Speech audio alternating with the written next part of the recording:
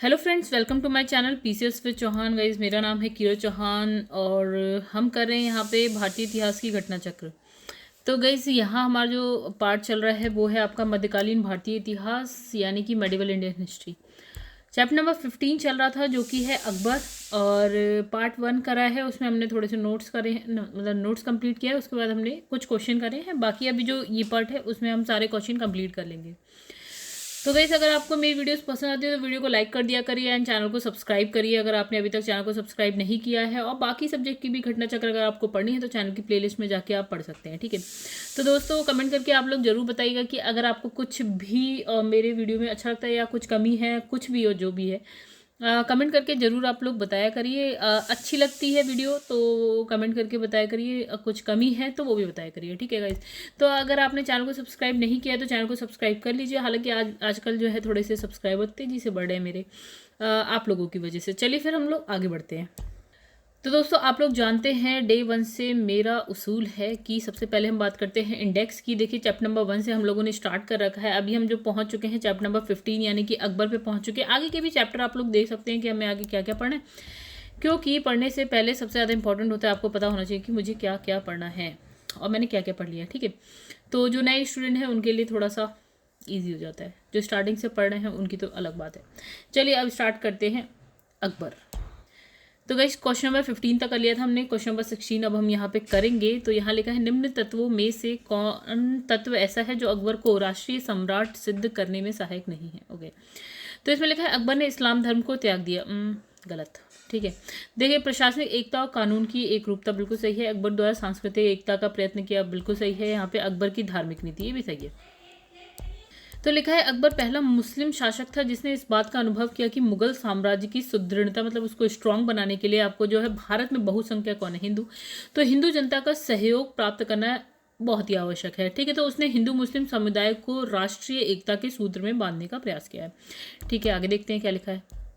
आगे लिखा है कि अकबर का भारत को राजनीतिक एकता प्रदान करने का प्रयत्न, उसकी समान शासन व्यवस्था, मतलब सबके लिए एक जैसा, ठीक है, समान अर्थ एवं लगान व्यवस्था, ठीक है, समान कर व्यवस्था, सभी को योग्यता के आधार पर राज्य की सेवाओं में उच्चतम स्थान, मतलब जैसी आपकी योग्यता है वैसा आपको स्थान प्राप्त करने की सुविधा, ठीक है। राजपूतों से विवाह संबंध, जैसे कि हम जानते हैं, ठीक है। सम्मान की नीति, ओके। सभी धर्मों को समान सुविधा देना, और क्या है, आदर, धार्मिक दृष्टि से एकता लाने का प्रयत्न। फारसी भाषा को इन्होंने क्या बनाया, राजभाषा बनाना, किंतु सभी भाषाओं की प्रगति में सहायक, मतलब ऐसा नहीं है कि फारसी पे ध्यान दें बाकी नहीं। तो विभिन्न ललित कलाओं की प्रगति तथा उसकी कला विधियों के समन्वय का प्रयत्न, सांस्कृतिक एकता का प्रयत्न आदि, मतलब जो भी अच्छी अच्छी बातें हैं सब अकबर के। तो सभी ऐसे कार्य थे जो राष्ट्रीय हित और प्रगति के आधार पर किए गए। अच्छा, इस कारण अकबर को राष्ट्रीय सम्राट स्वीकार किया गया। अकबर ने इस्लाम धर्म का त्याग नहीं किया है। अच्छा, चलिए, मतलब सब अच्छी अच्छी बातें हैं जो अकबर के खाते में आ जाती हैं। तो अकबर की लोकप्रियता के कारण थे, क्या थे, यहाँ लिखा है मनसबदारी प्रथा, दूसरा यहाँ लिखा है धार्मिक नीति, भू राजस्व व्यवस्था, सामाजिक सुधार, ठीक है। तो जैसे कि आप जानते हैं हर एक बात सही है। तो मुगल शासन व्यवस्था को स्थापित करने का जो श्रेय है वो अकबर को ही है। तो ये इंपॉर्टेंट सी बात है थोड़ी सी। तो इसकी केंद्रीय शासन व्यवस्था, मतलब जो शक्ति है केंद्र में है, यानी कि शासक के हाथ में है। तो बादशाह के पद और क्या है, अधिकारों कर्तव्यों की व्याख्या, उसकी प्रांतीय प्रांतीय शासन, उसकी लगान व्यवस्था, उसकी मुद्रा व्यवस्था, उसकी मनसबदारी व्यवस्था आदि सभी को उसके समय में क्या है, सफलता प्राप्त हुई और वे उसके उत्तराधिकारियों के लिए आधार स्वरूप बनी रहे, ठीक है। तो गैस, ये बात है कि जो जो अच्छी बातें हैं सब अकबर के खाते में आ जाती है। तो अकबर जो है प्रथम मुस्लिम शासक था जिसने क्या है, हिंदू मुसलमानों को निकट लाने का भी प्रयत्न किया है। और अपनी उदार नीति के अंतर्गत उसने जो है 1562 में क्या लिखा है, दास प्रथा, 1563 में तीर्थ यात्रा का, और 1564 में जजिया कर को समाप्त कर दिया। तो बड़ी बात है ये सारी, जो आपकी दास प्रथा हो गई, तीर्थ यात्रा कर हो गया, जजिया समाप्त कर दिया। और अपने सामाजिक सुधार के अंतर्गत उसने जो है बाल विवाह और सती प्रथा को रोकने का प्रयत्न किया। देखिए, रोक नहीं पाया, प्रयत्न किया है, मतलब ये नहीं कह सकते कि आपने बिल्कुल ही खत्म कर दिया, लेकिन हाँ, प्रयत्न किया गया है कि बाल विवाह ना होने पाया, और सती प्रथा, ठीक है। तो इसमें लिखा है कि अकबर की लोकप्रियता के कारणों के सारी बातें सही हैं। चलिए आगे बढ़ते हैं। अब लिखा है निम्नलिखित में से किस मुस्लिम शासक ने ये तो रिपीट हो रहा है, तीर्थ यात्रा कर किसने समाप्त किया। चलिए आगे बढ़ते हैं। निम्नलिखित बादशाहों में से किसने एक जो है प्रभुत्व निरंकुश कहा जाता है, मतलब किस एक को क्या प्रबुद्ध निरंकुश कहा जाता है, ठीक है। तो गाइस आंसर आप जानते ही हैं। तो इसमें लिखा है अकबर है आंसर। तो अकबर एक महान शासक था जिसका साम्राज्य जो है अफगानिस्तान, कश्मीर से लेकर गोदावरी नदी जो दक्षिण में आप देखेंगे, ठीक है, तो वहाँ तक है। मतलब अफगानिस्तान सोचिए, आज का अफगानिस्तान, वहाँ से लेकर गोदावरी। अच्छा, वह एक क्या है धर्मनिरपेक्ष शासक था, ठीक है, तो संपूर्ण सत्ता उसी में नहीं, तो बिल्कुल केंद्रीकृत शासन था।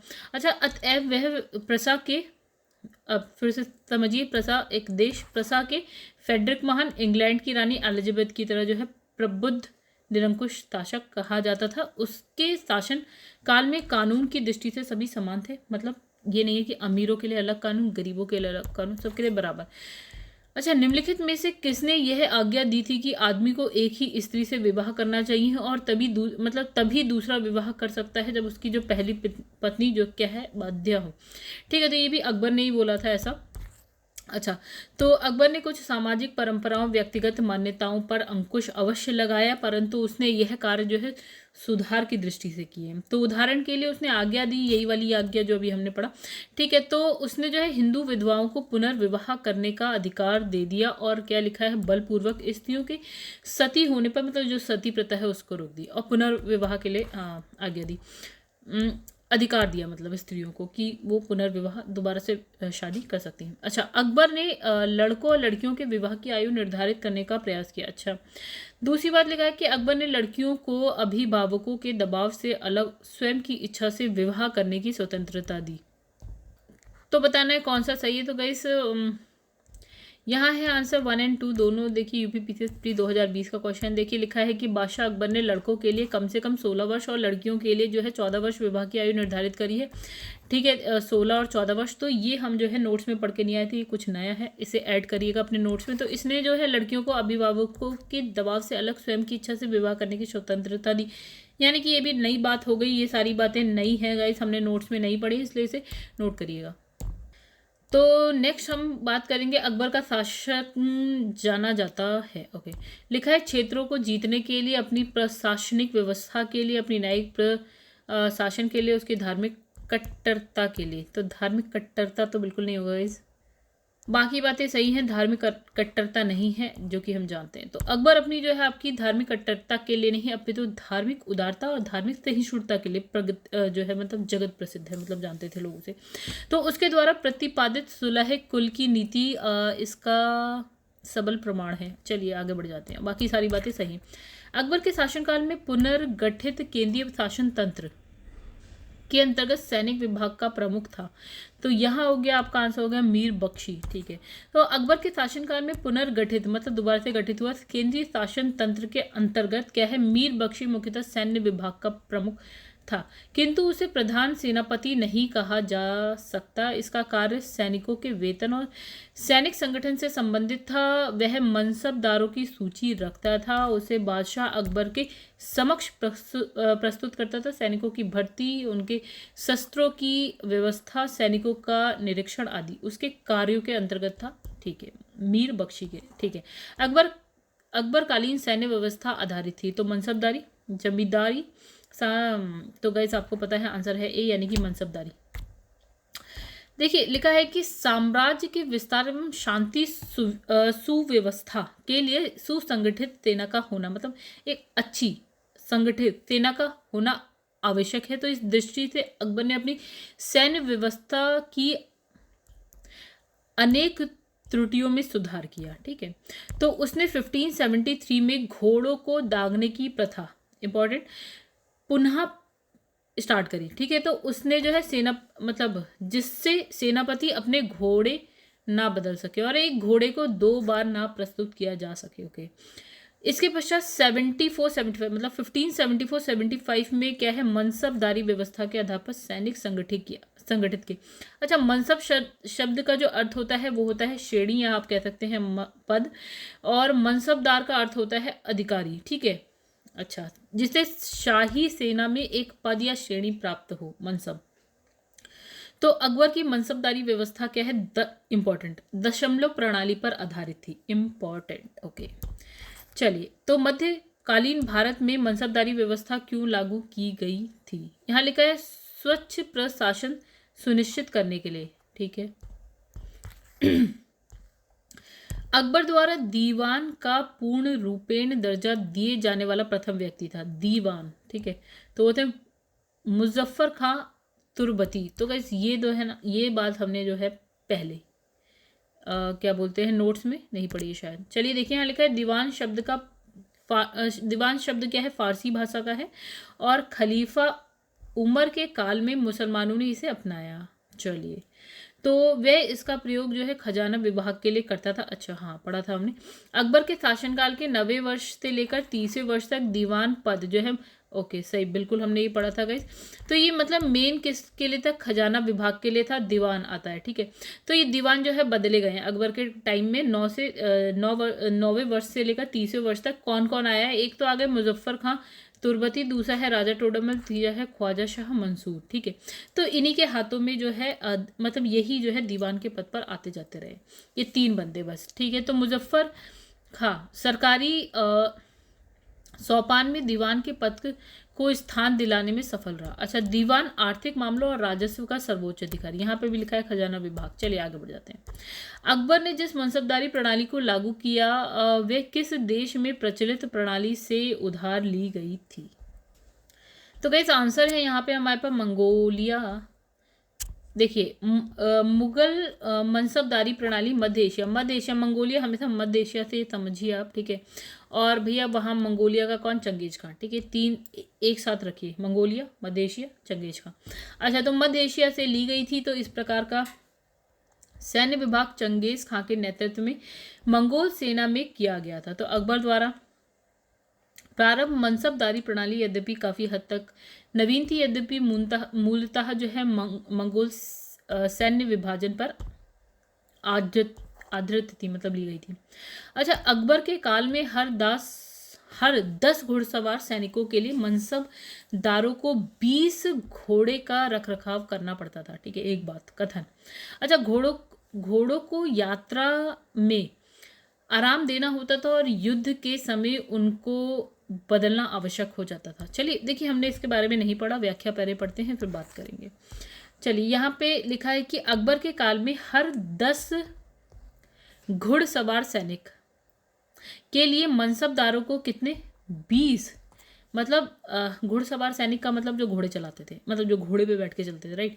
तो मान लो कि ये 10 हैं, तो 10 हैं, तो इनके लिए टोटल कितने घोड़े रखे जाते थे, 20।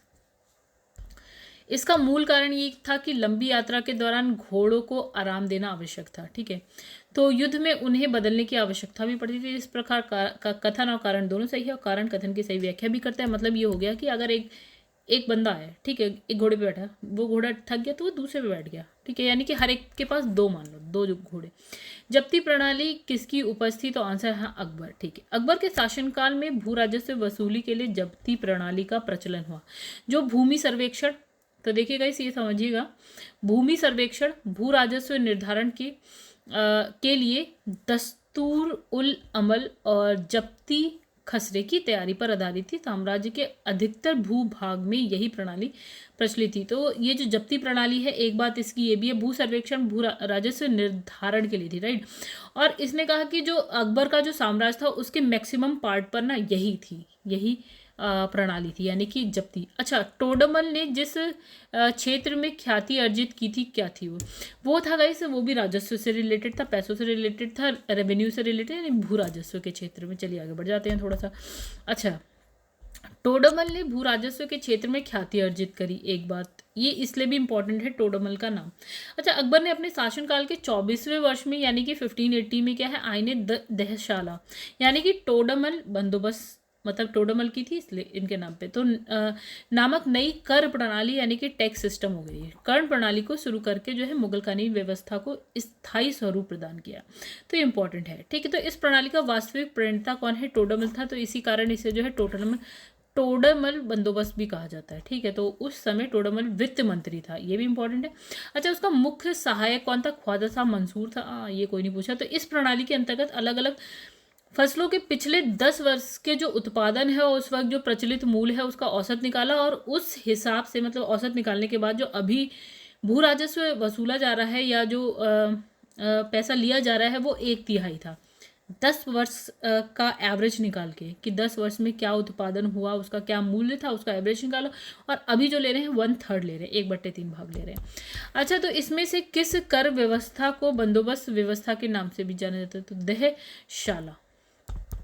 चलिए आगे बढ़ जाते हैं।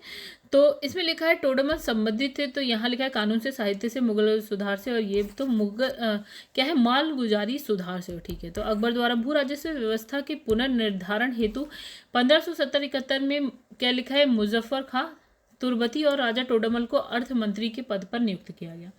अच्छा, मुजफ्फर खां तुर्बती और राजा टोडरमल दोनों को, राइट। तो राजा टोडरमल ने अलग अलग फसलों पर नकद के रूप में वसूल की जाने वाली लगान राशि का 71 से लेकर 80 तक के मध्य लगभग 10 वर्षों का औसत निकालकर उस औसत का 1/3 भू राजस्व के रूप में निश्चित किया, 1/3, राइट। तो जिसे दहशाला मालगुजारी व्यवस्था कहा गया। आईने दहशाला व्यवस्था को टोडरमल बंदोबस्त भी कहा जाता है। आईने दहशाला, टोडरमल बंदोबस्त, एक ही बात। अच्छा, तो लिखा है मुगल सम्राट अकबर से संबंधित निम्नलिखित कथनों पर विचार कीजिए, सही उत्तर चुनिए। लिखा है तानसेन कथन कथन कथन। चलिए, तो तानसेन रामबली पांडे को मुगल सम्राट अकबर द्वारा प्रदान की गई पदवी थी, ओके।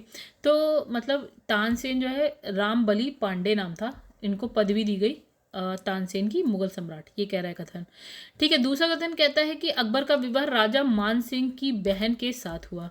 अच्छा, तीसरा कथन कहता है कि अबुल फजल आईने अकबरी के लेखक थे। चलिए आगे बढ़ते हैं। एक और कथन लिखा है, यहाँ पे लिखा है कि राजा टोडरमल अकबर की सेना के प्रधान सेनापति थे। चौथा तो गलत है, ऐसे ही पता चल रहा है, ठीक है। चौथा गलत, चौथा गलत।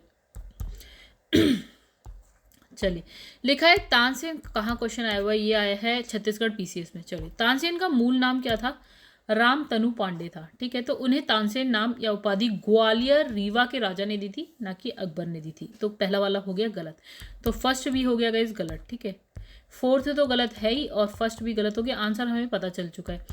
चलो अकबर ने तानसेन को मियाँ की उपाधि दी थी, ठीक है, ना कि तानसेन की, राइट।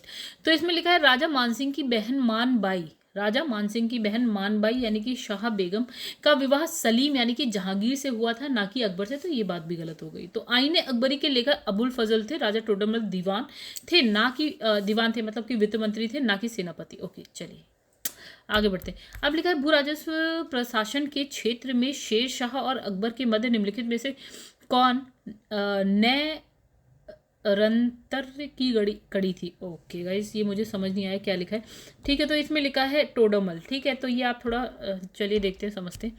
तो इसमें लिखा है इतिहास प्रसिद्ध टोडरमल भू राजस्व प्रशासन की दृष्टि से विभिन्न विशेष सम्मान प्राप्त था इनको, ठीक है। तो अकबर के द्वारा ही क्या है आपका आईने दहशाला यानी कि टोडरमल बंदोबस्त की शुरुआत की गई। तो इस प्रणाली के प्रणेता टोडरमल ही थे। ख्वाजा शाह मंसूर से भी इनसे इसमें जो है मदद मिली थी, मतलब कि टोडरमल के सहायक थे ना ये शाह मंसूर, राइट, ख्वाजा शाह मंसूर। तो इसमें लिखा अतएव इसे जो है टोडरमल व्यवस्था के नाम से भी जाना जाता है। चलिए आगे बढ़ जाते हैं। अब लिखा अकबर काल में भू राजस्व व्यवस्था की एक प्रसिद्ध नीति आईने दहशाला पद्धति किसके द्वारा निर्मित की गई थी? तो गाइस अब आप लोग इसका आंसर बता सकते हैं, रिपीट हो रहा है, ठीक है। आगे बढ़ते हैं। अकबर ने दीन इलाही किस वर्ष ओके तो प्रारंभ किया था? तो 1582 में किया था। देखते हैं अकबर ने 1582 में क्या है तौहीद इलाही या हम कह सकते हैं दीन इलाही की स्थापना करी। इसके अंतर्गत अकबर ने सभी धर्मों के मूल सिद्धांत को सम्मिलित कर इसे सर्वमान्य बनाने का प्रयास किया। सभी धर्मों के मूल्य सिद्धांत, ओके। तो दीन इलाही वास्तव में क्या है सूफी स्वरवाद पर आधारित एक क्या है विचार पद्धति है, और इस नवीन संप्रदाय का प्रधान पुरोहित अबुल फजल था। तो हिंदुओं में केवल जो है बीरबल, ये भी इंपॉर्टेंट हो गया कि हिंदुओं में केवल बीरबल ने इसे स्वीकार किया और राजा भगवान दास और राजा मानसिंह ने इसका सदस्य बनने से क्या कर दिया, इनकार कर दिया। बस चलिए आगे बढ़ते हैं। दीन इलाही, ये रिपीट हो गया क्वेश्चन, आगे बढ़ते हैं। दीन इलाही गाइस ये भी रिपीट हो रहा है क्वेश्चन, आगे बढ़ते हैं। फिर लिखा है किस इतिहासकार ने दीन इलाही को एक धर्म कहा है? ठीक है, मतलब क्या एक स्वतंत्र धर्म का है, किसने कहा है? तो हमारा आंसर है इसमें से कोई नहीं। मतलब जो हमारे पास ऑप्शन है वो लिखा है अबुल फजल, निजामुद्दीन और क्या है अब्दुल कादिर बदायूनी। ठीक है, तो देखिए अकबर द्वारा प्रवर्तित दीन ए इलाही कोई धर्म नहीं है, अपितु ये क्या है सूफी मत था, जिसके नियम सर्वधर्म समन्वय पर आधारित थे। जहांगीर के समकालीन मोहसिन फानी ने अपनी रचना क्या दबिस्तान मज़ाहिब में पहली बार दीन इलाही को एक स्वतंत्र धर्म के रूप में इसका उल्लेख किया। ठीक है, अब इसमें लिखा है इबादत खाने का निर्माण किसने करवाया? तो आंसर है यहाँ पे अकबर। तो यहाँ लिखा है कि बादशाह अकबर ने धार्मिक चर्चा और विचार विमर्श के लिए 1575 में फतेहपुर सीकरी में एक इबादत खाने का निर्माण करवाया। ठीक है, कि क्या करने के लिए? धार्मिक चर्चा और विचार विमर्श करने के लिए, बातें कर रहे हैं धर्म पर। ठीक है, तो इबादत खाने में क्या है बादशाह की अध्यक्षता में क्या लिखा है सैयद शेख उलेमा धार्मिक चर्चा किया करते थे। कौन कौन कर रहा है? सैयद शेख और उलेमा। ठीक है, तो 1575 की बात है। अब क्या हुआ? तो 1575 के बाद 1578 यानी कि 3 साल में क्या किया? अकबर ने सभी धर्मावलंबियों के लिए क्या है इबादत खाने का दरवाजा खोल दिया। अकबर ने समस्त धार्मिक मामलों को अपने हाथों में लेने के लिए 1579 यानी कि 1 साल बाद क्या लिखा है महजरनामा जारी करवाया। ठीक है, महजरनामा। ठीक है, तो जिसने उसे धर्म के मामले में क्या है सर्वोच्च बना दिया। महजरनामे ने अकबर को धर्म के मामले में क्या करा? सर्वोच्च बना दिया। इस पर 5 उलेमाओं या इस्लामी धर्मविदों के हस्ताक्षर थे। महजर को स्मिथ और वुल्सले हैग ने अचूक आज्ञा पत्र कहा। तो महजर जारी करने के बाद अकबर ने सुल्तान आदिल या फिर हम कहते हैं इमाम आदिल की उपाधि धारण करी और स्मिथ महोदय ने कहा कि दीन इलाही अकबर की मूर्खता का स्मारक है। ठीक है, उसकी बुद्धिमत्ता का नहीं। ठीक है, आगे बढ़ते हैं। यहाँ पे लिखा फतेहपुर सीकरी का इबादत खाना क्या था? तो गाइस ये जो था ना कि अकबर ना विभिन्न धर्म के जो विद्वान होते थे उनके संग बातें करता था, मतलब क्या करता था? चर्चा करता था, बातें। तो ये लिखा है वह भवन जिसमें विभिन्न धर्मों के विद्वानों के साथ अकबर क्या करता था? चर्चा करता था। ठीक है, निम्नलिखित इमारतों में से कौन सी इमारत शान फतेहपुर कही जाती है? तो गाइस इसका आंसर है आपका जामा मस्जिद। चलिए आगे देखते। सम्राट अकबर द्वारा बसाए गए Fatehpur Sikri city of victory को वर्ष 1986 में यूनेस्को की विश्व धरोहर स्थल सूची में शामिल किया गया। ठीक है, तो उत्तर प्रदेश में स्थित फतेहपुर सीकरी 1571 से लेकर 85 तक मुगल साम्राज्य की राजधानी रही। चलो, तो फतेहपुर सीकरी में मुगल वास्तुकला की स्मारक जैसे कि जामा मस्जिद आपको पता होना चाहिए, एक नज़र रखिएगा कि क्या क्या है। तो जामा मस्जिद हो गया, बुलंद दरवाज़ा हो गया, पंचमहल हो गया, शेख सलीम चिश्ती की मकबरा आदि ये सब शामिल है। और यहाँ स्थित जामा मस्जिद को क्या है शान फतेहपुर या फिर शान सीकरी के नाम से भी जाना जाता है। चलो आगे बढ़ते हैं। तो नेक्स्ट क्वेश्चन कहता है कि कौन सा स्मारक फतेहपुर सीकरी में नहीं है? यहाँ लिखा है स्वर्ण महल लिखा है, जोधाबाई का महल लिखा है, पंचमहल लिखा है, अकबरी महल। तो अकबरी महल नहीं है। चलो पढ़ते हैं। यहाँ पे लेकर अकबर ने जो है आगरा से 36 किलोमीटर दूरी पर क्या है फतेहपुर सीकरी में जो है 1568-69 में एक क्या है राजमहल सह किले का निर्माण करवाया। तो गाइस अगर आपको ना ये सन याद नहीं हो रहे तो भी चलेगा। ठीक है, कुछ इंपॉर्टेंट सन है जो पता होना चाहिए और सारे नहीं याद हो रहे। ये 1568-69 नहीं याद हो रहा है, कोई बात नहीं। ठीक है, तो एक विशाल जो है कृत्रिम झील से युक्त पहाड़ी पर बने इस किले में गुजरात और बंगाल शैलियों की कई इमारतें शामिल है, जिसमें जोधाबाई का महल है, पंचमहल है, आपका मरियम महल यानी कि स्वर्ण महल है, दीवाने आम, दीवाने खास, बीरबल कोठी आदि ये सब है। और अकबरी महल आगरा के किले में है, ना कि ये फतेहपुर सीकरी वाले। अच्छा, तो दिल्ली में कौन सा ऐतिहासिक स्मारक भारतीय और फारसी वास्तुकला शैली का उदाहरण है? तो लिखा है हुमायूं का मकबरा। चलिए, हुमायूं का मकबरा जो है आपका दिल्ली में स्थित है। हुमायूं की पत्नी के संरक्षण में निर्मित हुआ और क्या है मीरक मिर्जा ग्यास के द्वारा इसका जो है डिज़ाइन तैयार किया गया। तो ये मकबरा भारतीय फारसी वास्तुकला शैली का उदाहरण है। फारसी और ईरानी वास्तुकला शैली की एक विशेषता क्या? दोहरा गुंबद है जो सिकंदर लोदी के मकबरे में प्रयोग किया गया है, जिसका राजस्थान में आया हुआ है। लीक से अलग चल रहा है ये हिसाब किताब इसका, ठीक है। तो मतलब अकबर में हुमायूं की बात हो रही है, ठीक है। तो इसमें लिखा है सुलह कुल का सिद्धांत किसके द्वारा प्रतिपादित किया गया था? तो यहाँ लिखा है आपका अकबर। ओके, आगे देखते हैं इसकी व्याख्या। देखिए, अकबर की धार्मिक नीति का मूल जो उद्देश्य था वो क्या था? सार्वभौमिक सहिष्णुता। इसे सुलह कुल की नीति अर्थात सभी के साथ शांतिपूर्वक व्यवहार का सिद्धांत भी किया जाता था, ठीक है। तो अकबर ने इस्लामी सिद्धांत के स्थान पर सुलह कुल की नीति अपनाई। मतलब इनने ये नहीं कहा कि जो इस्लाम की जो पुस्तक है उसमें जो लिखा है हम उसके अकॉर्डिंग चलेंगे, नहीं, इसने अपना हिसाब किताब अलग से रखा है। तो 1582 में क्या है, इसमें सभी धर्मों में सामंजस्य स्थापित करने के लिए तौहीद इलाही या दीन इलाही नामक एक नया पंथ जो है स्टार्ट किया, ठीक है। अच्छा, तो अकबर ही जो है सुलह कुल की नीति का राजनीतिक उदारता धार्मिक सहनशीलता के साथ साथ उसके उदारवादी सांस्कृतिक दृष्टिकोण को प्रदर्शित करती है, ठीक है। चलिए आगे बढ़ते हैं।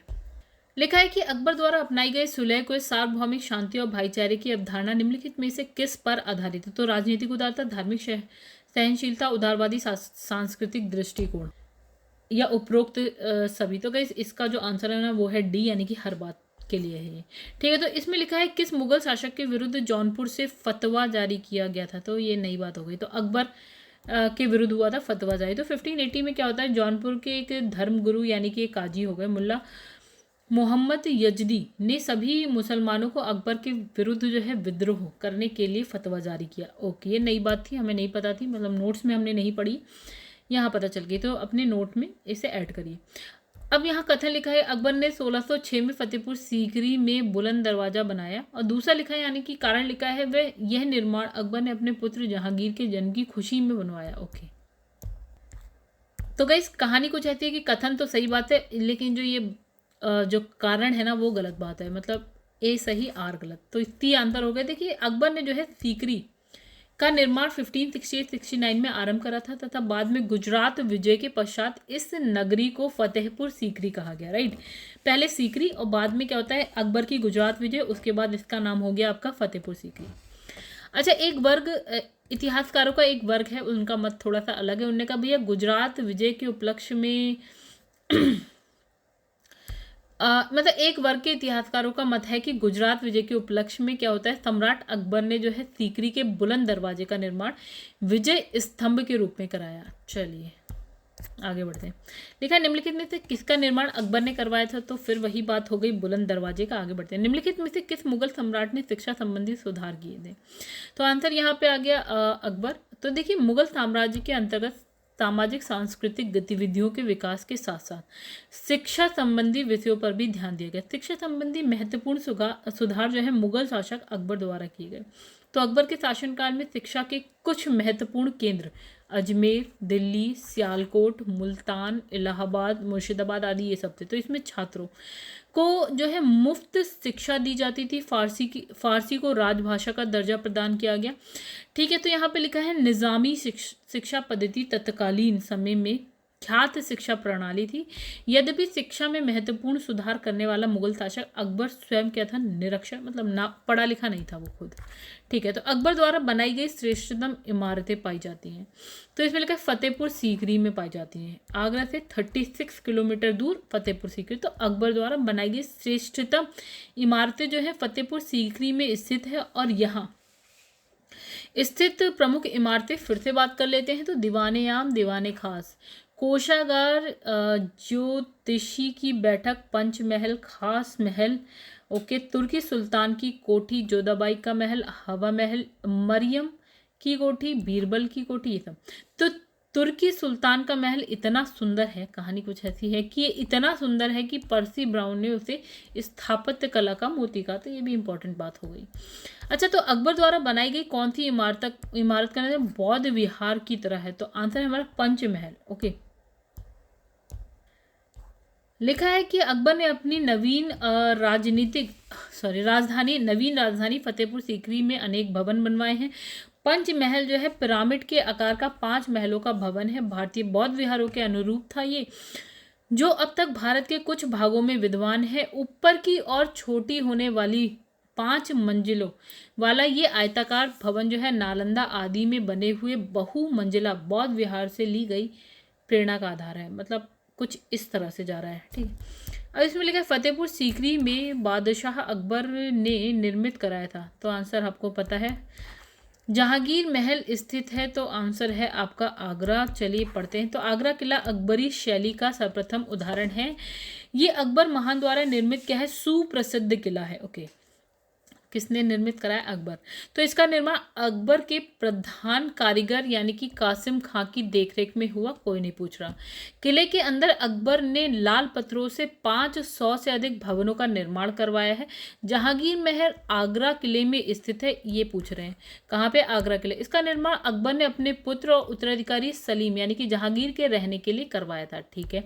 तो इस महल की शैली अधिकतर हिंदू स्थापत्य कला शैली की ओर झुकी हुई है, यानी कि कौन सी शैली, हिंदू स्थापत्य कला शैली। जहांगीर महल की प्रेरणा जो है आपका ग्वालियर के मानसिंह महल से ली गई है, ठीक है। चलिए आगे बढ़ जाते हैं। तो अकबर का मकबरा कहाँ स्थित है, ये सबको पता है, सिकंदरा। तो अकबर का मकबरा जो है सिकंदरा नामक गांव में स्थित है, जिसे सुल्तान सिकंदर लोदी ने अपने नाम पर बसाया था, ठीक है।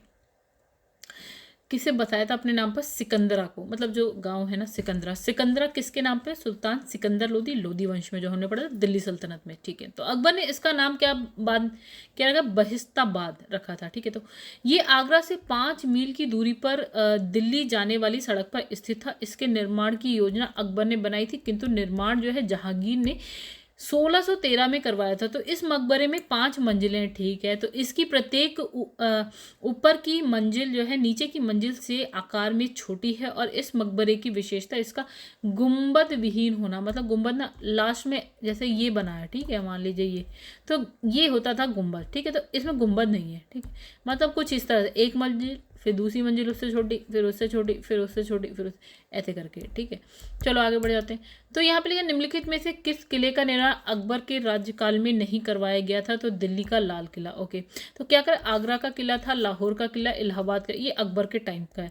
अच्छा, तो यहाँ दिल्ली का किला का निर्माण जो है अकबर के राज्यकाल में नहीं करवाया गया था। इसका निर्माण शाहजहां के शासनकाल में करवाया था। ये चतुर्भुजाकार लाल बलुआ पत्थर से निर्मित होने के कारण लाल किले के नाम से प्रसिद्ध है। तो ठीक है, हमें पता चल गया क्यों प्रसिद्ध है लाल किला। ओके, तो यहाँ लिखा है आगरा का किला, इलाहाबाद और लाहौर का किला जो है अकबर के शासनकाल में बनवाया निर्मित किया गया था। यहाँ लिखा है सम्राट और उसके मकबरे की बात है। चलिए, तो इसमें लिखा है बाबर की अगर बात करें तो उसका जो मकबरा है काबुल में है, अकबर की बात करें तो सिकंदरा में है, जहांगीर की बात करें तो लाहौर में है, शाहजहां की बात करें तो आगरा में है। तो ये बात है इंपॉर्टेंट, ये क्वेश्चन आ जाएगा, आता है मतलब। फिर यहाँ पे बात करें बाबर हुमायूं मकबरा है इससे। तो गाइस बाबर का मकबरा काबुल, हुमायूं दिल्ली, अकबर सिकंदरा, जहांगीर लाहौर, याद रखिएगा। चलिए, अकबर के काल में महाभारत का फारसी अनुवाद किसके निर्देशन में हुआ था। तो आंसर यहाँ फैजी। चलिए, यहाँ लिखा है अकबर ने अपने राजकीय जो है राजकवि फैजी की अध्यक्षता में एक अनुवाद विभाग की स्थापना की। इंपॉर्टेंट बात, अकबर के आदेश से महाभारत के विभिन्न भागों का फारसी में अनुवाद फैजी के निर्देशन में नकीब खां, बदायूनी, फैजी आदि के विभिन्न विद्वानों के सम्मिलित प्रयासों से किया गया। किस नाम से हुआ, मतलब जो महाभारत के जो कुछ भागों का किया गया है अनुवाद, किस नाम से, वो है रज़्मनामा नाम से, ठीक है। कौन कौन बंदे इन्वॉल्व हैं, तो नकवी खां, बदायूनी, फैजी, राइट। इसके अतिरिक्त ओके, तो बदायूनी ने रामायण, फैजी ने लीलावती, अबुल फजल ने कालिया दमन का फारसी में अनुवाद किया। चलो, निम्नलिखित में से किसने महाभारत का फारसी में अनुवाद किया। तो गाइस ये आंसर हो गया आपका ए, यानी कि बदायूनी, ठीक है। तो इसमें लिखा है महाभारत के फारसी अनुवाद, फिर अच्छा जो फारसी में अनुवाद किया उसका शीर्षक यानी कि टाइटल क्या था, वो था आपका रज़्मनामा। चलिए आ जाए, आगे बढ़ते हैं। अब लिखा है कि 16वीं शताब्दी में संपन्न महाभारत का फारसी में अनुवाद किस नाम से था, यानी टाइटल आप बता दीजिएगा। फिर रज़्मनामा किस हिंदू ग्रंथ का फारसी अनुवाद है, तो आप बता सकते हैं। अकबर का इच्छा अनुसार किसने अकबर की इच्छा अनुसार किसने रामायण का फारसी में अनुवाद किया, ये भी हम अभी पढ़ के आए हैं, ठीक है। बदायूनी। निम्नलिखित में से किसने रामायण का, फिर से वही बात, बदायूनी, ठीक है। आगे बढ़ते हैं। नेक्स्ट क्वेश्चन, सम्राट अकबर द्वारा निम्न में से किसको जरी कलम की उपाधि प्रदान की गई, तो आंसर है मोहम्मद हुसैन को, ठीक है।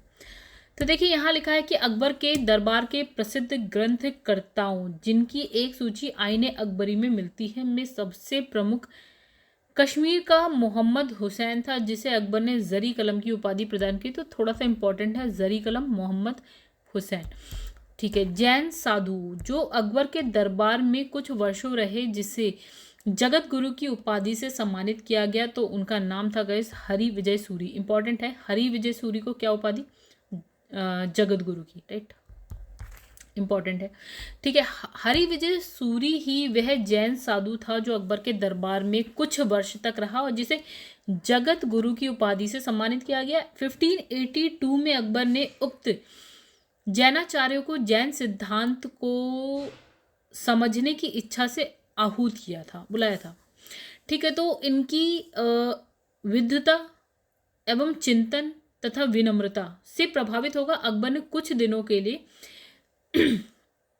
मांस भक्षण यानी कि नॉन वेजिटेरियन फूड बंद कर दिया और पशु पक्षियों के वध पर रोक लगा दी। इंपॉर्टेंट बातें हैं गाइस ये सब, कि पशु पक्षियों के वध पर इनने क्या करा, रोक लगा दी। मुगल दरबार में एक अन्य विभाग जिन चंद्र सूरी भी मतलब एक अन्य विद्वान जिन चंद्र सूरी भी थे, जिन्हें क्या उपाधि दी गई थी, युग प्रधान। मतलब दो बातें ये हो गई कि हरि विजय सूरी को क्या उपाधि दी गई, जगत गुरु की, ठीक है। और दूसरा है आपका जिन चंद्र सूरी को क्या उपाधि दी गई, युग प्रधान की, ठीक है। आगे बढ़ते हैं। तो वे प्रसिद्ध जैन आचार्य कौन थे जिनको अकबर ने बहुत सम्मानित किया, तो हरि विजय सूरी, जगत गुरु, राइट। मुगल सम्राट अकबर के समय का प्रसिद्ध चित्रकार का था, क्या लिखा है, दसवंत, ठीक है।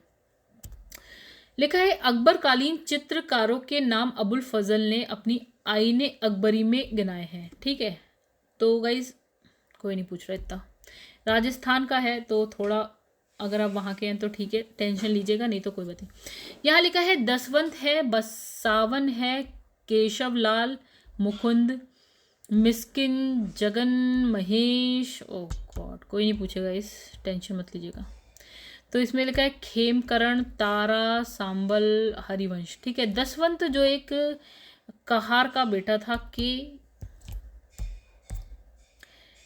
काम से अकबर इतना प्रसिद्ध हुआ कि उसने उसे अपने समय का पहला अग्रणी कलाकार बनने में सहयोग दिया, ठीक है। किंतु बाद में ये महान चित्रकार मानसिक रूप से विक्षिप्त हो गया और 1584 में आत्महत्या कर ली। तो कोई नहीं पूछ रहा है, इस बहुत टेंशन मत लेना। चलो, इंग्लैंड की रानी एलिजाबेथ प्रथम का समकालीन भारतीय राजा कौन था, अकबर। तो भैया जो एलिजाबेथ प्रथम का समकालीन भारतीय राजा अकबर दिसंबर 1600 में ईस्ट इंडिया कंपनी की स्थापना के समय इंग्लैंड की रानी एलिजाबेथ थी, एलिजाबेथ प्रथम। भारत में उस समय अकबर का शासन चल रहा था, यानी 1556 से 1606 तक था अकबर का शासन। एलिजाबेथ की बात करें तो 1558 से 1603, मतलब ऑलमोस्ट दोनों साथ साथ चल रहे हैं, एक दो साल ऊपर नीचे बस। भारत में किसके शासनकाल में इंग्लैंड ईस्ट इंडिया कंपनी का गठन हुआ, तो रिपीट तो नहीं हो रहा बट हम जानते हैं किसका शासनकाल था, अकबर का, ठीक है। तो जिस मध्यकालीन भारतीय लेखक ने अमेरिका की खोज का उल्लेख किया था वो कौन था, अबुल फजल, ये इंपॉर्टेंट था। चलिए, अकबर के दरबार में आने वाला पहला अंग्रेज व्यक्ति कौन था, इसमें लिखा है आपका रॉल्फ फिंच, ये हम पढ़ के आए थे वैसे। रॉल्फ फिंच जो है फतेहपुर सीकरी और आगरा पहुंचने वाला पहला अंग्रेज व्यापारी था। इसने भारत के विभिन्न भागों में भ्रमण करते हुए अनेक स्थानों पर अवलोकन किया था और क्या है, 16वीं सदी में भारतीय व्यापारी एवं नगर केंद्रों के बारे में मूल्यवान विवरण प्रस्तुत किया, ठीक है। अकबर के समकालीन शासनकाल की निम्नलिखित घटना बताओ, ठीक है। यहाँ लिखा है जजिया कर जो है समाप्त करा, इबादत खाने का निर्माण हो गया, मजहर पर हस्ताक्षर हुआ, दीन इलाही की स्थापना हो गया। चलिए तो गाइस क्रम तो यही है 1 2 3 4। आगे बढ़ते हैं, व्याख्या देखते हैं हम लोग। अकबर ने जजिया कर की समाप्ति जो है आपकी 1564 में की है। फतेहपुर सीकरी में 1575 में इबादत खाने की स्थापना करी है। इसका उद्देश्य क्या है? दार्शनिक और धार्मिक विषयों पर वाद विवाद करना है। तो अकबर ने समस्त धार्मिक मामलों को अपने हाथ में लेने के लिए क्या करा? 1579 में महजरनामा की घोषणा की। ये महजरनामा अबुल फजल के पिता शेख मुबारक ने तैयार किया था। अकबर ने सभी धर्मों में सामंजस्य स्थापित करने के लिए 82 में यानी कि 1582 में तौहीद इलाही यानी कि दैवीय एकेश्वरवाद की स्थापना करी। तो अकबर ने बंगाल और बिहार को मुगल साम्राज्य में मिलाया। 1576 की कहानी है ये। 1572 में क्या होता है? सुलेमान करा रानी की मृत्यु के बाद उसका पुत्र दाऊद खां, ये कहाँ आया है क्वेश्चन, पहले ये देखिए। ओके, बीपीएससी 2008 में आया हुआ क्वेश्चन है, ठीक है। तो कहानी कहाँ की है गाइस? बिहार की है। देखिए एक्चुअली में ये क्वेश्चन बिहार वालों के लिए थोड़ा सा इंपॉर्टेंट हो जाता है, बीपीएससी का है और बिहार से रिलेटेड है, इस वजह से, ठीक है। तो यहाँ पे वैसे तो इम्पॉर्टेंट है। अच्छा, तो 1572 में क्या है? सुलेमान करा रानी की मृत्यु के बाद उसका पुत्र यानी कि दाऊद खां गद्दी पर बैठते हैं। तो दाऊद खां ने अपने को स्वतंत्र घोषित कर पटना के मुगल किले पर आक्रमण किया, ठीक है। तो अकबर ने मुनीम खां को दाऊद पर आक्रमण करने और बिहार को जीतने का आदेश दिया। मुनीम खां ने दाऊद को एक युद्ध में पराजित कर दिया और 1574 72 से 74 की बात है, तो 74 में बिहार पर मुगलों का अधिकार हो गया। पराजित होने के बाद जो है दाऊद बंगाल भाग गया और 1576 को टोडरमल, मुजफ्फर खां, हुसैन कुली खां ने मिलकर दाऊद को पूर्णतः फिर से पराजित कर दिया और इस प्रकार 1576 में बंगाल बिहार को पूर्ण रूप से मुगल साम्राज्य में मिला दिया गया। तो गाइस यहाँ पे कहानी हो जाती है खत्म। अगर आपको वीडियो पसंद है तो वीडियो को लाइक कर दीजिएगा एंड चैनल को अभी तक आपने सब्सक्राइब नहीं किया है तो चैनल को सब्सक्राइब कर दीजिएगा। कुछ भी अच्छा लगता है मेरी वीडियो में प्लीज़ लाइक करिए, कमेंट करके जरूर बताइएगा। देखिए अब हम जो है नेक्स्ट चैप्टर जो पढ़ेंगे वो है आपका जहांगीर, अकबर के जो बेटे हैं सलीम, उनके बारे में। चलिए यहाँ पे इस वीडियो को करते हैं एंड, और चैनल को सब्सक्राइब जरूर करिएगा दोस्तों, और कुछ भी अच्छा लगे तो कमेंट करके जरूर बताइएगा। चलिए यहाँ पे एंड करते हैं, अब मिलेंगे नेक्स्ट वीडियो में जहांगीर के साथ।